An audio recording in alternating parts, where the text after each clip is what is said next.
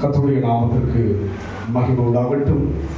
இந்த சங்கீதமானது தேவனுடைய ஆலய குறித்து சொல்லப்படுகிற சங்கீதம். இரண்டாவது அவருடைய மகிமை என்னவென்று சொல்கிற சங்கீதம். மூன்றாவது அவருடைய ஜனங்களாகியவர்கள் என்ன செய்தார் என்று சொல்கிற ஒரு சங்கீதமாக இருக்கிறது. கர்த்தரை கம்பீரமாய் பாடி நம்முடைய இரட்சணிய கண்மலையை சங்கீதம் பண்ண கடவும் வாருங்கள் என்று பார்க்கிறோம். தேவன் அழைக்கிறவராய் இருக்கிறார். திருச்சபை மக்களாகிய நம்மை கர்த்தர் வாருங்கள் என்று அழைக்கிறார். இங்கே இந்த சங்கீதக்காரன் சொல்கிறான், வாருங்கள். எப்படி வர வேண்டுமா? துதித்தருடனே அவருடைய சந்நிதிக்கு முன்பாக வந்து சங்கீதங்களால் அவரை ஆர்ப்பரித்து பாடக்கடவும். ஒன்று சங்கீதம் பண்ணக்கடவும், இரண்டாவது ஆர்ப்பரித்து பாட வேண்டும். நமக்குள்ளே உண்மையான மகிழ்ச்சி இருக்கும் என்று சொன்னால், தேவனை குறித்து நமக்குள்ளே வாஞ்சி இருக்கும் என்று சொன்னால், நாம் இதை ஆர்ப்பரித்து பாடுகிற அனுபவத்தில் வர முடியும். மகிழ்ச்சியான ஆர்ப்பரிப்புனா ஒரு சந்தோஷம். அது ஒரு கேம்ஸ் நடக்குது, ஒரு ஸ்போர்ட்ஸ் நடக்குது, நான் ஜெயிக்கும் போது ஒரு ஆர்ப்பரிப்பு இருக்கும். ஒரு மேட்ச் நடக்கும்போது ஆர்ப்பரிப்பு இருப்பது போல கர்த்தர் அனுபவத்தில் வர வேண்டும். ஏதோ வருகிறோம் போகிறோம் என்று அல்ல, உன்னதமான தேவனை குறித்து நம் வாழ்க்கையில் அறிய வேண்டும். அப்படி யார் என்றால் 3ஆம் வசனம் வாசியுங்கள். கர்த்தரே மகாதேவனும் எல்லா தேவனுக்கும் மகாராஜனுமாய் இருக்கிறார். கர்த்தரே மகாதேவனும் எல்லா தேவனுக்கும் மகாராஜாவாய் இருக்கிறார். சாதாரணமான தேவனை ஆராதிப்பதாய் யோசிக்கிறோம். அதனால் நாம் சாதாரணமாகவே ஆராதித்துக் கொண்டு வருகிறோம். அவர் யாராம்? எல்லா தேவனுக்கும் மகாராஜா. நம் மனதிலே ஆண்டவர் எந்த அளவுக்கு யோசிக்கிறோம் என்று நீங்கள் ஆராய்ந்து பாருங்கள். இந்த சங்கீதக்காரர் சொல்கிறார், கர்த்தரே மகாதேவனும் எல்லா தேவனுக்கும் மகாராஜாவாய். அப்படியே தேவன் இருக்கிறார்களா? பழைய ஏற்பாட்டில் இப்படி சொல்கிறார். புதிய ஏற்பாட்டில் பார்க்கும்போது பவுல் என்ன சொல்கிறார்? 1 கொரிந்தியர் 8ஆம் அதிகாரம் 5ஆம் வசனம் வாசிப்போம். வானத்திலேயும் பூமியிலேயும் தேவர்கள் எண்ணப்படுகிறவர்கள் உண்டு. தேவர்கள் எண்ணப்படுகிறவர்கள் தான் என்றால் எண்ணப்படுகிறவர் உண்டு. இப்படி அநேக தேவர்களும் அநேக கர்த்தாக்களும் உண்டாயிருந்தார்கள். எண்ணப்படுகிறவர் தேவனாக எண்ணப்படுறாங்க. யாரா எண்ணப்படுறாங்க? மனுஷனால் தேவனாக எண்ணப்படுகிறார்கள். ஆனால் சங்கீதத்தில் என்ன சொல்லப்படுகிறது? அவரே தேவனும் எல்லா தேவனுக்கும். இன்றைக்கு நம் வாழ்க்கையிலே நம் தேவனை குறித்து ஒரு அழுத்தம் இருக்கணும். இப்படி ஒரு சாதாரணமானவர் அல்ல. எவ்வளவு அருமையாய் பவுலின் மூலமாக புதிய ஏற்பாட்டில் தேவன் விளக்குகிறார். என்ன விளக்குகிறார்? மறுபடியும் படிக்கமா? வானத்திலேயும் பூமியிலேயும் தேவர்கள் எண்ணப்படுகிறவர்கள் உண்டு. நாங்க என்ன பண்றாங்க? அவங்க தேவர்கள் என்றாங்க கடவுள் என்று எண்ணுகிறார்கள். உலகம் வழிபடுகிற விதங்களை மனுஷன் எப்படி எண்ணுகிறான்? கடவுளாக எண்ணுகிறான். சங்கீதக்காரன் சொல்கிறார், எல்லா தேவர்களுக்கும் யாராயிருக்கிறார்? மகாராஜாவாய் இருக்கிறார். நம் மனதிலே எந்த அளவுக்கு மதிக்கிறோம் என்று யோசித்து பாருங்கள். மகாராஜா பாருங்க, நம் தேசத்துல ஆட்சி மாற்றம் வந்தது. ஆட்சி ஆண்டவர்கள் இன்றைக்கு ஒன்றும் செய்ய முடியாது. உங்களுக்கு என்ன கிடையாதுங்க? அந்த பவர் கிடையாது. அந்த தகுதி யாருக்கு வருகிறதோ, எந்த யாராவது அந்த தகுதிக்கு வருகிறவர்களுக்கு தான் பண்ண முடியாது. ஆள்வதற்கான எல்லா ரைட்ஸ் இருக்கு. அதுபோல் இவர் யாரா இருக்கிறார்? எல்லா தேவர்களுக்கும் மகாராஜா. ஆனால் புதிய ஏற்பாடு என்ன சொல்கிறார்? இப்படி அநேக தேவர்களும் அநேக கர்த்தாக்களும் உண்டாக்கப்பட்டார்கள். யாரால்? ஒரு மனிதன் என்ன செய்கிறான்? ஒரு மண்ணை எடுத்து செய்கிறான், மறைந்து ஒரு உருவத்தை உண்டாக்கினான். அதுபோல் ஒரு மரத்தை தெய்வமாக உண்டாக்கப்பட்டு வணங்குகின்றார்கள். ஆனால் உண்டாயிருந்தாலும் படிக்காம தொடர்ந்து ஒரே தேவன் வானத்திலேயும் பூமியிலேயும் தேவர்கள் எண்ணப்படுகிறவர்கள் உண்டு. இப்படி அநேக தேவர்களும் அநேக கர்த்தாக்களும் உண்டாயிருந்தார்கள். ஒன்று எண்ணப்படுகிறார்கள், இரண்டாவது மனுஷனால் உண்டாக்கப்பட்டார்கள். ஆனால் பிதாவாகிய ஒரே தேவனும் நமக்கு உண்டு. யாருக்கு உண்டு? ஆராதிக்கிற உங்களுக்கு யார் உண்டு? ஒரே தேவன் உண்டு. எல்லா தேவர்களுக்கும் மகாராஜா. எல்லா தேவனுக்கும் மகாராஜா அவர். நம் மனதிலே என்ன எண்ணம் போட்டு ஆராதிக்கிறோமோ தெரியாது. வேதம் சொல்கிறது எல்லா தேவனுக்கும் மகாராஜா ஒரே தேவன். யார் அவர்? வானத்திலேயும் பூமியிலையும் பிதாவாகிய யாருக்கு உண்டு? இங்க ஆராதிக்கிற உங்களுக்கு ஒரு உண்டு. அவர் யார்? அவர் ஒரே தேவன் தான், எல்லா தேவனுக்கும். இந்த ஒரு தெளிவு வந்தால்தான் வைராக்கியமா வாழ முடியும். அதுக்கு என்ன பண்ணுங்க? எல்லாத்துக்கும் என்ன பண்ணுங்க? ஊரோட சேர்ந்துதான் வாழணும். அதுக்கு ஊரோட சேர்ந்துதான் வாழணும். அதையும் செய்வோம், இதையும் செய்வோம், அங்க போவோம், இங்க வருவோம். தெளிவாக சொல்லப்படுகிறது அவர் எல்லா தேவனுக்கும் மகாராஜா. வானத்திலேயும் பூமியிலையும் உண்டு. இப்படி அநேக தேவர்களும் அநேக கர்த்தாக்களும் உண்டாயிருந்தாலும் பிதாவாகிய ஒரே தேவன் நமக்குண்டு. பிதாவாகிய ஒரே தேவன் நமக்குண்டு. அவராலே சகலமும் உண்டாயிருக்கிறது. அவராலே சகலமும் உண்டாயிருக்கிறது. எவராலே என்று பவுல் சொல்கிறார்? பிதாவாகிய தேவனாலே. பிதாவோடு யாரும் இருந்தது? வார்த்தையாகி தேவன் இருந்தார் அல்லவா? அவரைத்தான் நீங்க சொல்லுகிறார். அவராலே சகலமும் உண்டாயிற்று. அவருக்கென்று நாமும் உண்டாயிருக்கிறோம். அவருக்கென்று நாமும் உண்டாயிருக்கிறோம். ஆமா, எவ்வளவு ஒரு தொடர்பு வச்சுங்க. நம்மளோட தொடர்பு இல்லாத மாதிரி என்ன பண்றாங்க இருக்குங்க. எனக்கு அவருக்கு எந்த தொடர்பு இல்லாத மாதிரி நம்மளுடைய ரியாக்ஷன் தான் இருக்கு. எப்படி இருக்குங்க? எனக்கு அவருக்கு என்ன கிடையாது. அவர் யாரோ நான் யாரோ. மற்ற தொடர்புகள்லாம் அழுத்தம் இருக்கு, கருத்து இருக்கு, எல்லா மீனிங்ஸ் இருக்கு இல்லைங்களா? இவரை குறித்து அவர் சொல்லுகிறார், அவருக்காகவே நான் யாராக இருக்கிறேன்? படிக்கமா. அவருக்கென்று நாமும் உண்டாயிருக்கிறோம். அவருக்காக தான் என்னை தேவன் ரட்சித்தார். யாருக்காக தான் சொல்லுங்க? யாருக்காக? நான் யாருக்காக? அவருக்காக. நானு இன்றைக்கு அவரை துதிப்பதற்காக வல்லவா என்னை அழைத்திருக்கிறார். அதனால்தான் வாருங்கள் என்று சங்கீதக்காரன் சொல்லுகிறார். எப்படி சொல்லுகிறார்? கம்பீரமா என்ன பண்ணுங்க? பாடி நம்முடைய ரட்சணிய கண்மலையை சங்கீதம் பண்ண கடவும். வாருங்கள், வாங்க, கம்பீரமா வாங்க. அவர் யார்? எல்லா தேவர்களுக்கும் மகாராஜா. ஒரே தேவன் உண்டு. அவராலே சகலமும் உண்டாயிற்று. அவருக்காக நாம் உண்டாக்கப்பட்டோம். இந்த ஒரு ரெவலேஷன், இந்த ஒரு வெளிப்பாடு இல்லாதபடிக்கு இருக்கிறோமே. எங்க விளங்கும்? விளங்க எல்லாம் ஒரு நாள் எதுவும் விளங்காதபடி போய்விடும். விளங்கும். இப்ப எல்லாம் விளங்கும். அவன் செய்வதெல்லாம் வாய்க்கும். ஆனால் தேவனை ஒரு மேன்மையா எண்ணாதபடி என் மனம் இருக்கும் என்று சொன்னால், அவருக்கென்றே என்னை உண்டாக்கினார். இது கர்த்தர் உண்டு பண்ணினால் இதிலே மகிழ்ந்து களி கூறும்படியாக. இதை எவ்வளவுதான் நீங்கள் எப்படி யோசித்தாலும் சரி, வேதம் சொல்வதுதான் உண்மை. நான் வாழ்வது உண்மை அல்ல. வேதம் என்ன சொல்கிறது அதுதான் உண்மை. மாய பூமியில் வாழ்கிறோம்.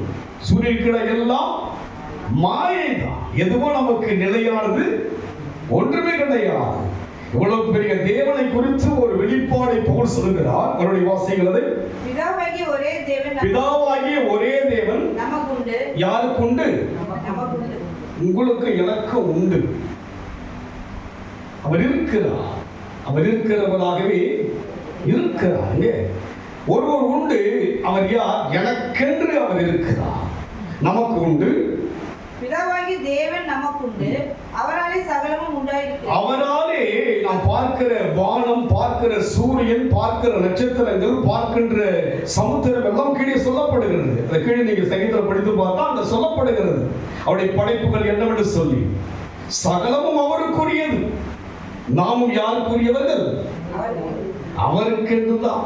அதுக்கப்புறம் தான் மற்றதெல்லாம். முதலாவது தேவ ராஜ்யத்தையும் அதற்கு பின்னாலும் மற்றதெல்லாம். இவரை விட்டு நான் பண்ணுங்க, மற்றதெல்லாம் தேடுகிறோம். மற்றதெல்லாம் தேடுகிறோம். முடிச்சிட்டீங்களா? பிதாவாகிய ஒரே தேவன் நமக்குண்டு. அவராலே சகலமும் உண்டாயிருக்கிறது. அவருக்கென்று நாமும் உண்டாயிருக்கிறோம். இயேசு கிறிஸ்து என்னும் ஒரே கர்த்தரும் நமக்குண்டு. அவர் மூலமாய் சகலமும் உண்டாயிருக்கிறது. பார்த்தீங்களா? இவரை தான் ஒப்பிட்டு சொல்லுகிறார். யாரை சொல்லுகிறார்? அப்போ எல்லா உறவிட எந்த உறவு எனக்கு மிக அவசியம்?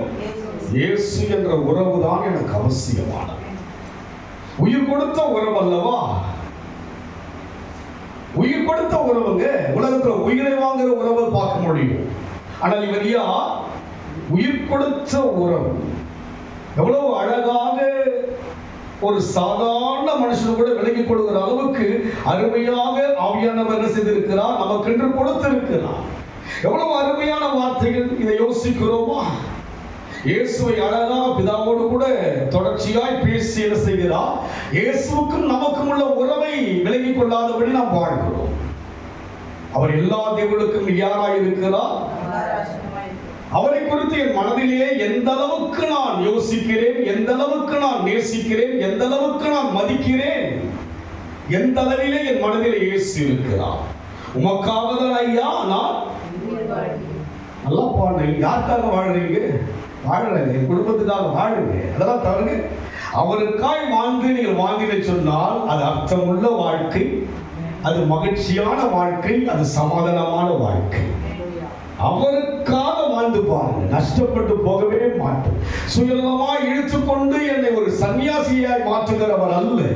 குடும்பத்தோடு இணைந்து குடும்பத்தில் செய்ய வேண்டிய கடமையை செய்ய, குடும்பத்தில் செய்ய வேண்டிய ஆதரவை செய்ய, குடும்பத்துக்கு நான் என்ன செய்யணுமோ அதை பொறுப்பாய் செய்வதற்கான ஒரு அபிஷேகத்தை ஊற்றுகிறவர் தான் அந்த இயேசு கிறிஸ்துவின் அந்த கிருபை நாம் பெற்றுக்கொள்ளுகிறேன்.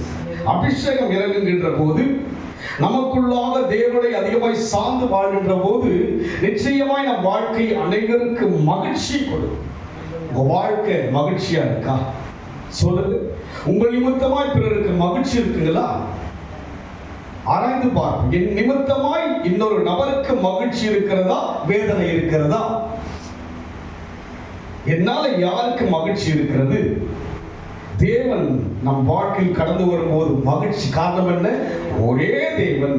இரண்டாவது, எல்லா தேவனுக்கும் மகாராஜா, சகலமும் அவரால் உண்டாயிற்று, அவருக்கென்று நான் அவருக்காக தான் உண்டாக்கப்பட்டேன். அதற்காக தான் தேவனை ரட்சித்தார், மீட்டெடுத்தார். வெளியிலே எவ்வளவோ சிறந்த மக்கள் எல்லாம் இருந்தாலும் உங்களுக்கு இந்த விடை கிடைக்காமல் இருக்கும்போது முடிச்சிட்டீங்களா? என்னும் ஒரே கர்த்தரும் நமக்கு உண்டு. அவர் மூலமாய் சகலமும் உண்டாயிருக்கிறது.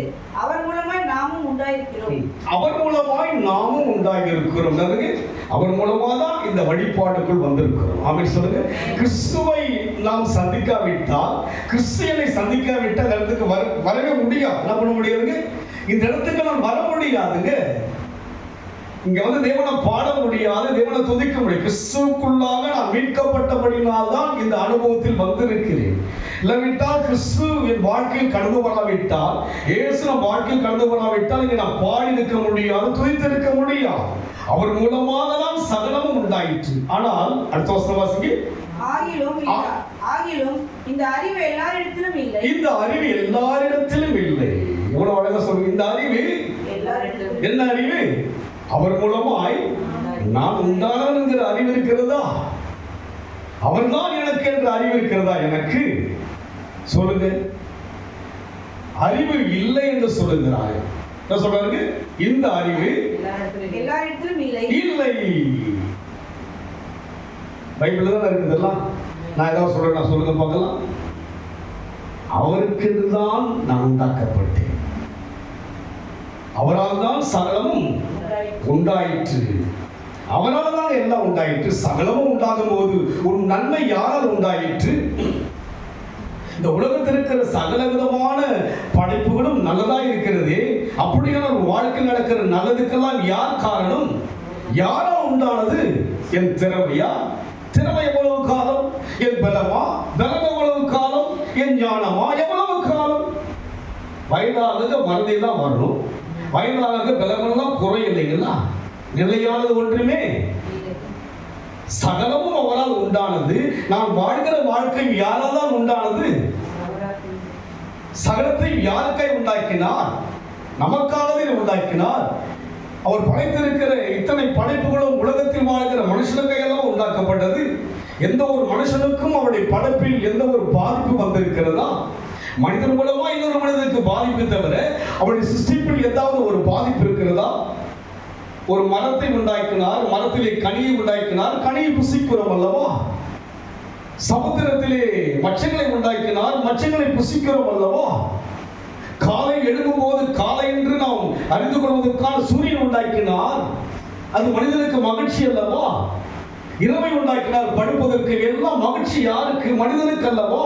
அப்படி இருந்த போதிலும் கூட அதிலே என்னை தெரிந்து கொண்டாரே, அவருக்கென்றல்லவா தெரிந்து கொண்டார், அவருக்கெல்லவா என்னை அழைத்திருக்கிறார். இந்த அறிவு மற்றவர்களுக்கு இல்லாவிட்டாலும் கூட எனக்கு இல்லாவிட்டால் இயேசுதான் மெய்யாளர் என்பதை அறிந்தும் கூட அவருக்காக வாழ என்கிற அந்த அறிவு எனக்குள் இல்லாவிட்டால் யோசித்து பாருங்க. வரலாம் அப்படி ரஷ்ஷா இருக்கிறாங்க. இந்த வாரம் ஆச்சு, முதல் வாரம் தான் அறிவு இருக்கு எல்லாருக்கும். இந்த வாரம் அறிவு மந்தமாயிடுச்சுங்களா? குறைஞ்சிச்சு அறிவு. சொல், அறிவாளி என்று பேசுகிறோம். இது கர்த்தருடைய நாள், அவருக்கென்று உண்டாக்கப்பட்டது. இது யாருக்கென்று? அவருக்கு தாங்க வாழ்க்கை. புரியாம இருக்கிறாங்க. அவருக்காக வாழ்வதனாலே பாதுகாப்பை நான் பார்க்க முடியும். அவருக்காக வாழ்வதனாலே என் மனதுக்குள்ள நல்ல சமாதானத்தையும் சந்தோஷத்தையும் நிம்மதியும் எனக்குள்ள உணர்ந்து அனுபவிக்க முடியும். உங்களுக்குள்ள உணர்ந்து அனுபவிக்க முடியும். இவ்வளவு பெரிய தேவன் வாருங்கள் என்று அங்கே அழைக்க எதிர்கொள்ளும்படியாய் கம்பீரமா பாடிக்கொண்டு வாங்க. மகாராஜாவை பார்க்க வருகிறோம். எப்படி வருகிறோம்? யாரை பார்க்க வருகிறோம்? என்ன மகாராஜா? அவர் எல்லா தேவர்களுக்கும் மகாராஜா. யார் அவர்? அவர் உண்டாக்கப்பட்டவர் அல்ல, அவர் உலகத்தை உண்டாக்கினவர். வழிபடுகிற தெய்வமெல்லாம் மனுஷனால் உண்டாக்கப்பட்டது. அதுக்கு தெளிவாக இங்கே குறித்து சொல்லப்படுகிறது. உண்டாக்கப்பட்டது, உருவாக்கப்பட்டது. ஆனால் நம் தேவனோ உருவாக்கினவர், உண்டாக்கினவர். இந்த அறிவு எனக்குள் வர வேண்டும். அவரை குறித்தான ஒரு மேன்மை எனக்குள் வர வேண்டும். அதுதான் கர்த்தரை அறிவதே அறிவு. கர்த்தரை அறிவதே எவ்வளவு உங்களுக்குள்ள என்ன, எனக்குள்ள என்ன சிறப்பான என்ன தகுதிகள், நாலேஜ் எனக்குள்ள என்ன மேல் யாருக்கும் இல்லாத அறிவு இருந்தாலும் கூட நான் தேவனை அறியாமல் இருந்தால் அது சிறந்த அறிவு, சிறந்த அறிவு இல்லையா? இங்கே பவுல் தெளிவாய் சொல்லுகிறார். மறுபடியும் அதை ரெண்டுத்தையும் பாடுமா? பிதாவாகிய ஒரே தேவன் நமக்குண்டு, அவராலே சகலமும் உண்டாயிருக்கிறது, அவருக்கென்று நாமும் உண்டாயிருக்கிறோம். இயேசு கிறிஸ்து என்னும் ஒரே கர்த்தரும் நமக்குண்டு, அவர் மூலமாய் சகலமும் உண்டாயிருக்கிறது, அவர் மூலமாய் நாமும் உண்டாயிருக்கிறோம். அவர் மூலமாய் சகலமும் உண்டாயிருக்கிறது. யார் மூலமாக? இயேசு கிறிஸ்து மூலமாய் சகலமும் உண்டாயிருக்கிறது, அவர் மூலமாய் நாமும் உண்டாயிருக்கிறோம். அவர் மூலமாக தான் நாம் ரட்சிப்புக்குள் வந்திருக்கிறோம். யார் மூலமாய் வந்தோம்? நம்முடைய நல்ல தகுதி மூலமாய் வந்தோமா? பாவியா இருக்கையிலே பாரி என்னை தேடி வந்தாரே. எங்கிருந்து வந்தேன்னா? பரிசுத்தமாய் தேவதாலயத்துக்கு வந்தேன்னா? பாவியா எல்லாம் வந்தேன். யார் மூலமாய் வந்தேன்? இயேசு கிறிஸ்துவின் சகல பாவத்தை நீக்கி சுத்திகரித்தபடினால்தான் நான் சுத்தமானவனாய் வந்திருக்கிறேன். இங்கே என்னை நானே சுத்திகரித்துக் கொள்ள முடியாது. என்னை நான் என்ன பண்ண முடியாதுங்க? சுத்திகரித்துக் கொள்ள முடியாது. இந்த உலகத்தில் இயேசுவின் ரத்தத்தினால் தான் ஒரு மனுஷன் சுத்தமாக முடியும். அப்படியெல்லாம் சுத்திகரித்து வாருங்கள் என்று நம்மை வரவேற்கிறார். கம்பீரமாய் வாருங்கள் என்று அழைக்கிறார். யாரை பார்க்க அழைக்கிறார்? எல்லா தேவனுக்கும் மகாராஜாவை பார்த்து ஆராதிக்க அழைக்கிறார். வானத்திலேயும் பூமியிலேயும் பிதாவாகிய ஒரே தேவன் தான், மற்றதெல்லாம் உண்டானது அவரும் உண்டாக்கினவர். இந்த அறிவு எனக்குள் இல்லாவிட்டால் முடிச்சிட்டீங்களா? ஆகிலும் இந்த அறிவு எல்லாரிடத்திலும் இல்லை. ஆகிலும் இந்த அறிவு எல்லாரிடத்திலும் இல்லை. இங்க இருக்கிற எல்லா யார்கிட்ட இருக்கு இந்த அறிவு? வெளியே விட்டுருங்க. இங்க அமர்ந்திருக்கிற வராதவங்களுக்கு எல்லாம் அறிவு இருக்கா? எந்த அறிவு? உலக அறிவு சொல்லுங்க. அவர் யாருங்கிற அறிவு, உலக அறிவு என்னை விட சிறந்ததாய் உங்களுக்கு இருக்கலாம், மென்மையாய் இருக்கலாம். அவரை அறிகிற அறிவு யோசித்து பாருங்கள். வெளியிருக்கிறவனுக்கு தெரியாமல் இருக்கலாம்.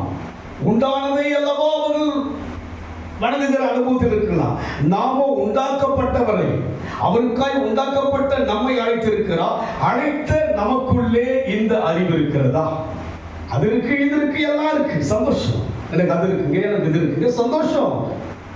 எனக்கு அவங்க இருக்கிறாங்க, இவங்க இருக்காங்க, சந்தோஷம். ஆனால் சிலருக்கு என்ன செய்கிறது? இந்த அறிவு எல்லாரிடத்திலும் இல்லையாமே. இதுதான் சங்கீதம் எடுத்தீங்களா? சொல்லுங்க. வருவாங்க, செய்தி கொடுக்க ஒரு சகோதரர் அழைச்சிட்டு வந்துடுவாங்க. யோசிச்சு பாருங்க. அவர் வந்தாலும் என்ன யோசிச்சு பாரு, என்ன இவ்வளவுதான் ஜனம் பண்ணுது. போன வாரம் நாங்கள் நிறைஞ்சிருது. எப்படி யோசிச்சு பாருங்க. நினைப்பாரு, நினைக்க மாட்டாங்க. இவ்வளவு பண்ணுது அவர் பாவம். இத்தனை வருஷமா ஊழிய சேர இவ்வளவு தாங்கிறாங்க போனது. காலை 5 மணி கொடுக்கு அமெரிக்காவுக்கு ஃபோன் பண்ணி தான் பண்ணாங்க. அவங்களுடைய கணவருடைய பலவீனங்களை சொல்லி ஜெபிக்க சொல்றாங்க. எங்கிருந்து? இங்க இருக்கிற ஜனங்கள் தான் யோசிக்கலாம். கர்த்தர் நடத்தி கொண்டு தான் வருகிறார்கள், பயன்படுத்தி கொண்டு வருகிறார். அநேக ஜனங்களுக்கு ஆறுதலை கொடுக்க, தைரியப்படுத்த பயன்படுத்திக் கொண்டே வருகிறார். ஒவ்வொரு நாளும் தேவனுக்குள்ளாக பயன்படுத்துகிற கருவியாகத்தான் இருந்து கொண்டிருக்கிறேன். அந்த கருவி பயன்படாவிட்டால் அவ்வளவுதான், நாங்க வாடி வதைக்கிடும். யோசிச்சு பாருங்க, அவர் வந்தாலும் யோசிச்சு பாருங்க. இவ்வளவுதான் பாவம், 10 வருஷம் 25 வருஷமா ஊழியம் செய்யறாருன்னா இவ்வளவு பேர் தான் வச்சுட்டு இருக்கிறார். அவர் முடிஞ்சாலும் தான் வருவாங்களா? அங்கே சங்கீதக்காரர் சொல்லுகிறான், வாசிப்போம் 7 வாசிங்க. அவர் நம்முடைய தேவன், அவர் நம்முடைய தேவன், நாம் அவர் மேய்ச்சலின் ஜனங்களும், நாம் அவர் மேய்ச்சலின் ஜனங்களும், அவர் கைக்குள்ளான ஆடுகளும் ஆமே. மேய்ச்சலின் ஜனங்களும் கைக்குள்ளான ஆடுகள். எப்படி இருக்கணும்? கைக்குள்ள இருக்கும். நாம சொல்லுங்க, நீங்க கையை உதறி விட்டு பண்றீங்க, போயினுங்கிறீங்க. கைக்குள்ள ஆடுகள், அதுக்கு மேய்ச்சலின் ஜனங்கள். இரண்டாவது கைக்குள்ள இருக்கிறோமா? சொல்லுங்க, கைக்குள்ள இருக்கிறோமா? எங்க இருக்கீங்க? மற்றவங்கள காணுமே, எந்த கையில் இருக்கிறாங்கன்னு தெரியல. யார் கையில் இருக்கிறாங்க? எவ்வளவு விளக்கங்கள், இதெல்லாம் நம்ம படிச்சு பார்க்கிறோமா? இந்த இரவு ஜபத்துல சொன்னேன், எல்லாரும் வருஷத்துக்கு என்ன பண்ணுங்க, படிங்க. நமக்கு நீங்க குறைவா தான் பாக்குறீங்க தெரியல, மற்றவங்களாம் பார்த்துட்டு இருக்கிறாங்க. அந்த இதுல எனக்கு வந்துட்டு எனக்கு யூடியூப்ல பாக்குறாங்க, அவங்க பார்த்துட்டு எனக்கு அங்க மற்ற வெளி ஜனங்கள் எல்லாம் பார்க்கிறார்கள். கைக்குள்ளான ஆடுகளா இருக்கிறோமா? ஒரு கைக்குள் இருக்கிறோமா? எங்க இருக்கிறோம்? யோசிச்சு பாருங்க, எப்படி இருக்கிறோம்? யோசிச்சு பாருங்க, யாரோடு இருக்கிறோம்? கைக்குள்ள இருக்கிறோமா? இவ்வளவு வேதனையான ஒரு வாழ்க்கை. கிறிஸ்து வேதனைப்படுறாங்க. நம்மள இது யாருக்காக இந்த வார்த்தையெல்லாம் எவ்வளவு அருமையாய் கொடுத்திருக்கிறார். இந்த வார்த்தை நம்மளை மாற்றிடுங்க. இந்த வார்த்தை நாளுக்கு நாள் மாற்றி உள்வாங்க ஆரம்பித்து விட்டால் மாற்றி உள்ள என்ன பண்ண, உள்ள எடுத்துக்க மாட்டோம். இதை எனக்கல்ல என்று என்ன பண்றது, இதை விலைக்கு என்ன பண்ணுங்க. இங்க சொல்லுகிறார், என்ன சொல்லுகிறார்? அவர் நம்முடைய தேவன், அவர் நாம் மேய்ச்சலின் ஜனங்களும், அவர் கைக்குள்ளான ஆடுகளாமே. நாம் யாருன்னா ஒன்று அவருடையவராய் இருக்கிறோம். இங்க என்ன சொல்லுகிறார்? அவருடைய கைக்குள்ளான ஆடுகளாமே. எவ்வளவு அருமையான ஒரு எதிர்பார்ப்பு தேவனுக்கு உண்டு. நம்மை குறித்து எவ்வளவு எதிர்பார்ப்பு. நான் இடத்துல எதிர்பார்க்கலைங்க, அதை கொடுங்க இதை கொடுங்க, எனக்கு சொந்த சர்ச்சை கொடுங்க. அவர் எதிர்பார்க்கிறார் என்னை, நீ யார்? என் கைக்குள்ளான ஆடா இருக்கிறாயா? கையை மீறி போறாயா? கைக்குள்ளான வேதனை. கடந்த வாரம் நிறைவா ஜனங்க வரீங்க, இந்த வாரம் என்ன பண்றோம்? என்ன செய்யற? என்ன யோசிச்சு பாருங்க. இந்த நாள் நீங்கள் வேறு இருந்து பெரிய சாதனையை செய்ய போறோமா? ஒரு பெரிய சாதனை செய்து வந்து சாட்சி சொன்னா கூட பரவாயில்ல. இல்லைங்க, நான் சபைக்கு வரல, வெளியே போன ஒரு பெரிய சாதனை கின்னஸ் ரெக்கார்ட் பண்ணிட்டேன், சொல்ல முடியுமா? சொல்ல முடியுமா? இதை விட என்ன சாதனை? கர்த்தரை ஆராதிப்பதே பெரிய சாதனைங்க. கைக்குள்ளாய் அடங்கி நான் அவருக்குரியவர் என்ற ஒரு அறிவோடு கூட ஆராதிப்பதை விட பெரிய சாதனை என்ன? பிசாசை ஜெயிக்கின்ற சாதனை எங்கதான் இருக்குது தெரியுங்களா? கர்த்தரை ஆராதிப்பதுதான் பெரிய சாதனை. இது அநேகருக்கு தெரியாதபடி இருக்கிறது. கடைசி ஒரு வசன வாசிங்க. யோவான் 10ஆம் அதிகாரம் 4-5 வாசி. அவன் தன்னுடைய ஆடுகளை வெளியே விட்ட பின்பு அவைகளுக்கு முன்பாக நடந்து போகிறான். ஆடுகள் அவன் சத்தத்தை அறிந்திருக்கிறபடியா அவனுக்கு பின் செல்கிறது. அந்நியருடைய சத்தத்தை அறியாதபடியினால் அவைகள் அந்நியனுக்கு பின் செல்லாமல். ஆடுகள் இங்கே சொன்னார்களோ, அந்த ஆடுகள் யார்தான்? நாம் தான் ஆடுகள். மேய்ப்பனியார் தான் இயேசு கிறிஸ்துவை சொல்கிறார். அந்நிய சத்தத்தை என்ன பண்ணுங்க, அறியாதபடி இருக்கிறது. யாரோட பாடிக்கிட்டு இருக்கிறதுங்க? மேய்ப்பனுடைய அந்த சத்தத்தை கேட்கிற ஆடுகளாகவே இருக்கிறது. அந்நிய சத்தத்தை எதனா பண்ணுங்க, அறியாத.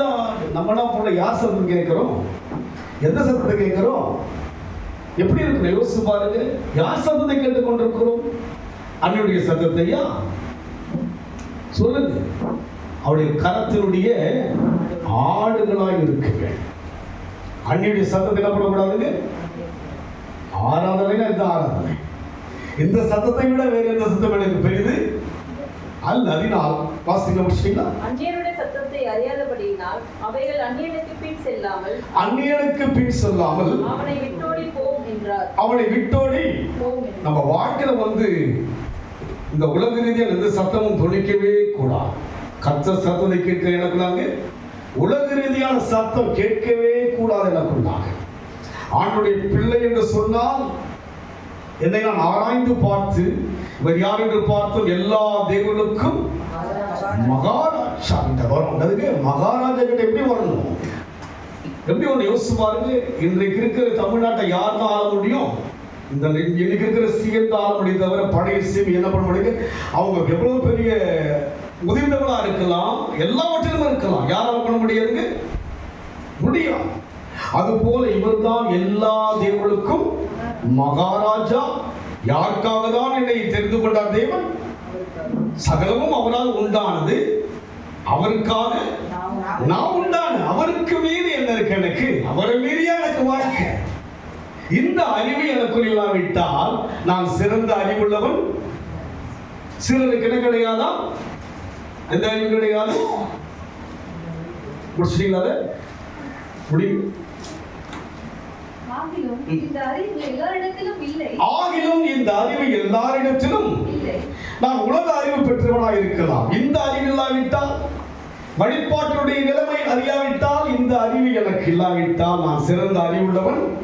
தேவனை அறியாத அறிவு எவ்வளவுதான் இருந்தாலும் அது மங்கி போய்விடுங்க. மண்ணுக்குரிய அறிவு என்னதுங்க? மன்னனா இருந்தாலும் அந்த அறிவு எங்குதான் போகிறது? மண்ணுக்கு தான் போகும். நம் வாழ்க்கையில இன்றைக்கு அவர் அறிய அழைக்கப்பட்டிருக்கிறோம். அழைப்புக்கு தகுதியமான ஒப்பு கொடுப்போம். தேவன் நம்மை ஆசீர்வதிப்பார். சாட்சி இருக்கும் சொல்ல கர்த்தர் நாமத்துக்கு மகிமையாக நாம் சாட்சி சொல்வோம்.